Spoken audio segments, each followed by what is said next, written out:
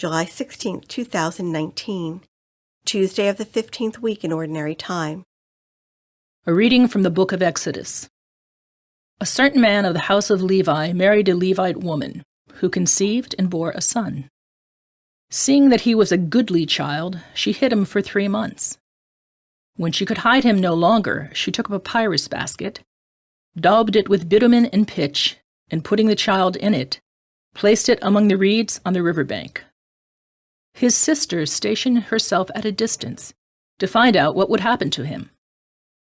Pharaoh's daughter came down to the river to bathe, while her maids walked along the riverbank. Noticing the basket among the reeds, she sent her handmaid to fetch it. On opening it, she looked, and lo, there was a baby boy, crying. She was moved with pity for him and said, "It is one of the Hebrews' children."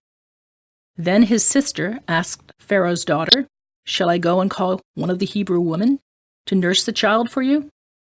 "Yes, do so," she answered. So the maiden went and called the child's own mother.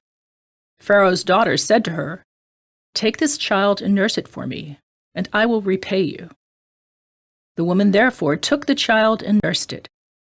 When the child grew, she brought him to Pharaoh's daughter, who adopted him as her son and called him Moses. For she said, "I drew him out of the water."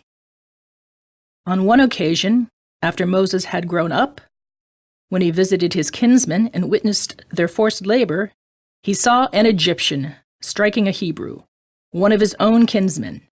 Looking about and seeing no one, he slew the Egyptian and hid him in the sand. The next day he went out again, and now 2 Hebrews were fighting. So he asked the culprit, "Why are you striking your fellow Hebrew?" But the culprit replied, "Who has appointed you ruler and judge over us? Are you thinking of killing me as you killed the Egyptian?" Then Moses became afraid and thought, "The affair must certainly be known." Pharaoh too heard of the affair and sought to put Moses to death. But Moses fled from him and stayed in the land of Midian.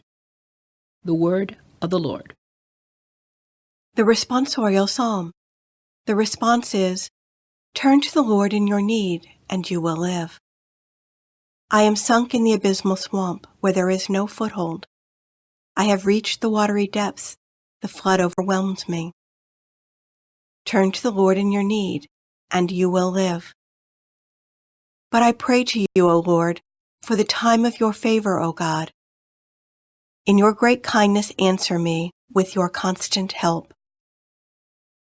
Turn to the Lord in your need, and you will live. But I am afflicted and in pain. Let your saving help, O God, protect me. I will praise the name of God in song, and I will glorify him with thanksgiving. Turn to the Lord in your need, and you will live. See, you lowly ones, and be glad. You who seek God, may your hearts revive. For the Lord hears the poor, and his own who are in bonds he spurns not. Turn to the Lord in your need, and you will live.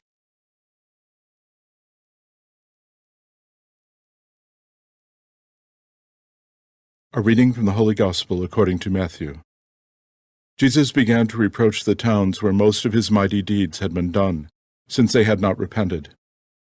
"Woe to you, Chorazin! Woe to you, Bethsaida! For if the mighty deeds done in your midst had been done in Tyre and Sidon, they would long ago have repented in sackcloth and ashes. But I tell you, it will be more tolerable for Tyre and Sidon on the day of judgment than for you. And as for you, Capernaum, will you be exalted to heaven? You will go down to the netherworld. For if the mighty deeds done in your midst had been done in Sodom, it would have remained until this day. But I tell you, it will be more tolerable for the land of Sodom on the day of judgment than for you." The Gospel of the Lord.